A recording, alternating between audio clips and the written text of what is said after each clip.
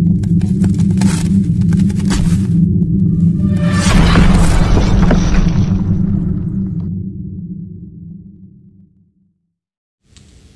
ini merupakan lanjutan kisah saat Mahadewa datang dan memberkati naga Vasuki. Mahadewa berkata, "Aku sangat senang dengan meditasimu, Vasuki.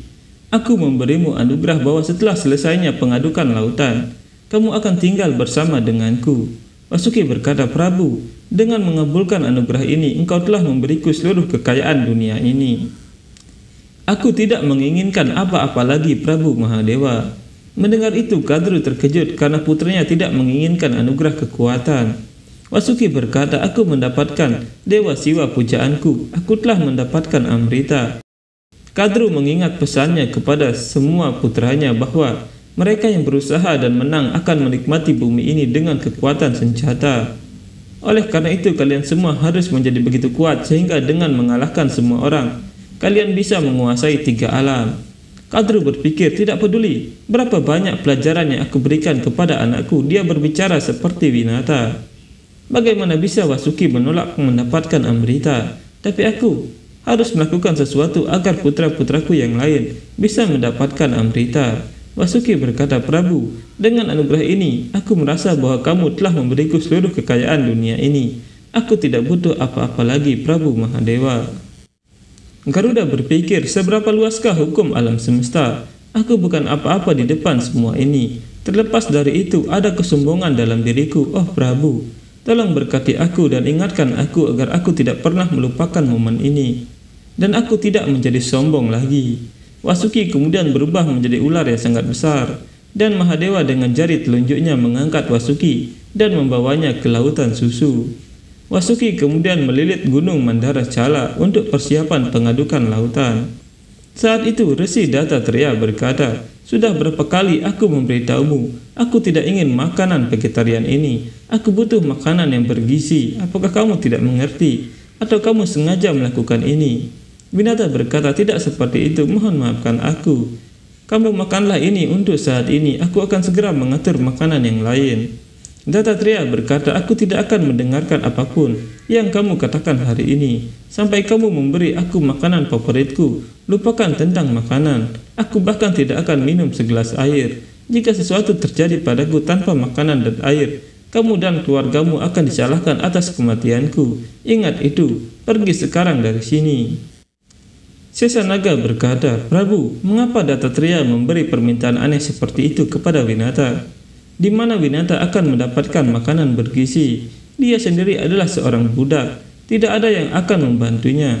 Sri Wisnu berkata, "Dattatreya seperti seorang pembuat tembikar yang menjaga dengan tangannya dari dalam untuk membuat tembikar yang indah dari dalamnya, tapi memberi rasa sakit dari luar juga. Di balik ujian ini dia pasti memiliki alasan lain." Saat itu Garuda datang ke Waikunta dengan wajah tertunduk dan dia bersujud. Garuda berkata, "Maafkan aku Tuhanku, aku melakukan kesalahan besar dalam kesombongan. Kamu memilihku untuk pengadukan lautan, tetapi aku menjadi sombong dan menjauh dari tujuanku. Mohon maafkan aku Prabu." Sri Wisnu berkata, "Jika kita dihukum karena kesalahan, itu bukanlah hukuman, itu menjadi anugerah Garuda." Garuda berkata, "Beri aku satu kesempatan lagi untuk melayanimu Prabu." Sri Wisnu berkata, "Kamu akan mendapatkan kesempatan dengan kesabaran. Saat ini Dewa dan Iblis sama-sama terjebak dalam situasi yang sulit." Garuda berkata, "Situasi apa Prabu?"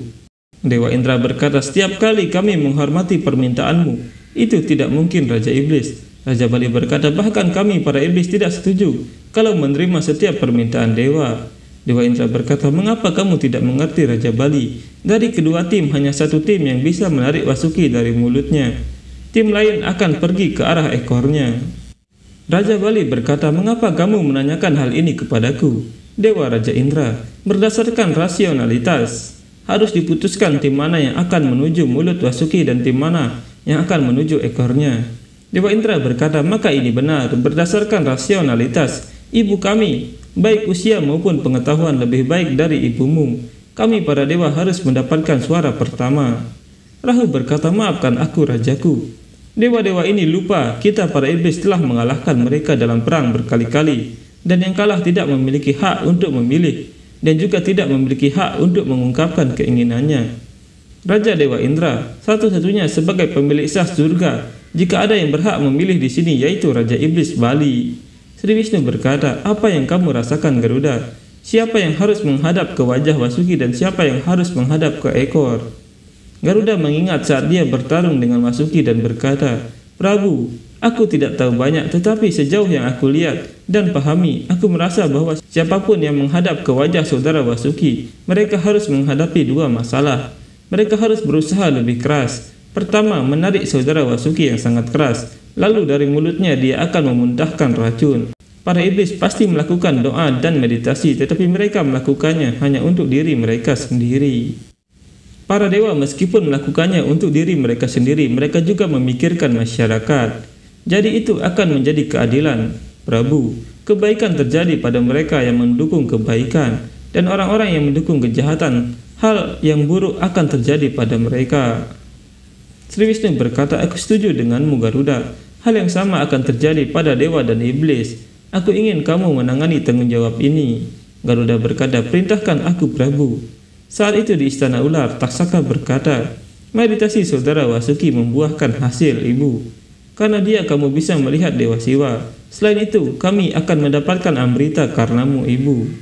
Dattatreya dengan kekuatannya berbicara dengan Kadru, bahwa kamu tidak akan mendapatkannya, kamu tidak akan mendapatkannya. Mendengar itu, Kadru bangkit dan berkata, siapa yang mengatakan ini? Siapa yang berbicara seperti itu? Taksaka dan Kalia bingung melihat ibunya dan Kadru berkata, mengapa kalian melihatku seperti itu? Apakah kalian juga mendengar suara itu? Taksaka berkata, suara apa ibu? Kami tidak mendengar apa-apa. Kadru berkata, lalu kenapa aku mendengarnya? Dattatreya berkata, karena pikiranmu tahu bahwa ini adalah kebenaran. Kadru melihat ke jendela dan berkata, aku merasa seolah-olah ini adalah suara orang tua itu. Taksaka berkata, tapi bagaimana ini mungkin? Ibu terlalu memikirkan orang tua itu. Siapa dia? Seorang pengemis tua dan tidak ada yang lain. Kalia berkata, orang tua itu bahkan tidak bisa berjalan. Dia bergantung pada seorang budak untuk makanan dan air. Apa yang akan dia ketahui tentang amrita dan siapa yang akan mendapatkannya? Tahtu berkata, bagaimana cara memberitahu ibu, Taksaka dan Kalia, bahwa dia bukan manusia biasa? Dumal berkata, bahkan aku memikirkan hal yang sama. Dia adalah Dattatreya, guru Dattatreya. Apapun yang dia katakan pasti akan benar. Winata berpikir, bagaimana aku akan mengatur makanan bergizi untuknya. Kadru berkata, kalian berdua benar. Mengapa aku berpikir tentang orang tua itu? Apa kalian berdua tahu? Ketika Vasuki melilit Garuda erat-erat, aku sangat senang.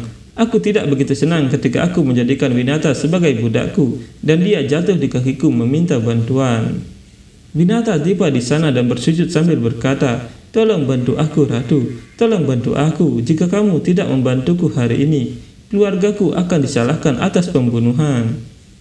Saat itu Garuda kebingungan dan berkata, tidak ada yang menghargaiku lagi sekarang setelah kegagalan kemarin. Baik para dewa maupun para iblis tidak akan mendengarkanku. Bagaimana aku akan menyelesaikan tugas yang diberikan oleh Prabu Sri Wisnu? Aku lapar. Garuda kemudian meminum madu pemberian Dewa Surya dan berkata, jika Prabu Sri Wisnu ada di tempatku, apa yang akan dia lakukan? Sri Wisnu muncul dan berkata, apa yang kamu pikirkan sekarang? Kamu berpikir tentangku, itu sebabnya aku datang. Kamu mengatakan jika aku berada di tempatmu, apa yang akan aku lakukan? Garuda berkata, ya Prabu, sangat sulit untuk membuat iblis mengerti. Apa saran yang harus aku berikan agar mereka mau melakukannya? Sri Wisnu berkata, lihat, kamu baru saja mulai berpikir sepertiku. Kamu sudah mendapatkan solusi. Sekarang apapun yang kamu pikirkan, lakukan dengan cara lain. Sri Wisnu kemudian pergi dari sana. Garuda berkata dengan bingung, apapun yang aku pikirkan, lakukan dengan cara lain. Apa maksudnya? Kadru berkata, maukah kamu memberitahuku apa itu? Winata berkata, orang tua itu butuh makanan bergizi Ratu. Kalia berkata, pengemis tua itu mulai menuntut pilihannya. Kamu datang ke sini meminta kami untuk memenuhi permintaannya. Kadru berkata, apa yang kamu mau sekarang? Anak-anakku akan mencari barang-barang untuk orang tua itu, dan aku akan memasak untuknya. Lalu kamu menyajikan makanan untuknya, seperti seorang ratu, dan mengambil semua berkahnya.